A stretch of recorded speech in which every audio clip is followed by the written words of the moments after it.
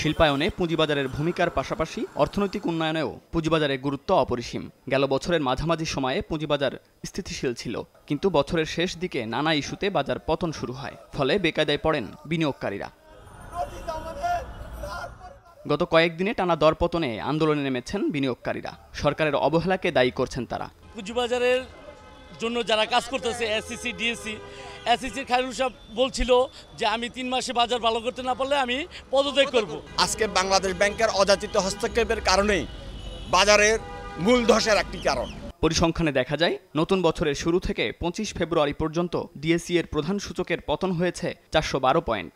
গত বছরের শেষ দিনে ডিএসই এর সূচক ছিল 6000-এর উপরে। 25 ফেব্রুয়ারি যা স্থির হয় 5000-এর নিচে। এরপর বাজার কিছুটা ঘুরে দাঁড়ালেও স্থায়ী হয়নি, আবারও পতনের মুখে চলে যায় উভয় পুঁজিবাজার। গত 7 দিনে ডিএসই এর প্রধান সূচক কমেছে 212 পয়েন্ট। এর মধ্যে গত 3 দিনেই কমেছে 204 পয়েন্ট। কিন্তু কেন এই পতন?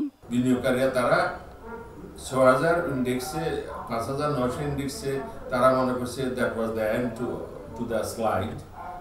তারা বিনিয়োগ করেছে, এখন সেটা নাই। সুতরাং ভারতের পক্ষে কারোই নাই যে নতুন করে কিছু বিনিয়োগ করবে। বাংলাদেশ এক্সচেঞ্জ কমিশন যত আইন কানুনই করুক না কেন, কোনো আইন কানুন যেহেতু আইনের প্রয়োগ নেই, সেহেতু ওই আইন কানুন করে আসলে বাজারের যে বিনিয়োগকারী তাদের আস্থা ফিরিয়ে আনা সম্ভব হয়নি। বাজারে তারল্য সংকট ও সঠিক তদারকির অভাবকেই দায়ী করছেন তারা। পুঁজিবাজার একটা ভালোর দিকে যায়, তখনই বাংলাদেশ ব্যাংক পুঁজিবাজারে কিভাবে এই যে গতিটা ওইটাকে কমানো যায় সেই ব্যাপারে বিভিন্ন পদক্ষেপ নেয়। অর্থাৎ তারা কিন্তু পুঁজিবাজারের একেবারেই পক্ষে না। বাংলাদেশ ব্যাংকের কিছু পলিসি, যেমন ধরো এডিআর কমানো, ইন্টারেস্ট রেট বাড়তেছে, এগুলো মূল কারণ হিসেবে কাজ করেছে। তারপরে মার্চেন্ট ব্যাংকগুলো বা কমার্শিয়াল ব্যাংকগুলো তাদের পোর্টফোলিও থেকে শেয়ারগুলো বিক্রি করতে বাধ্য হয়েছে অনেকটা।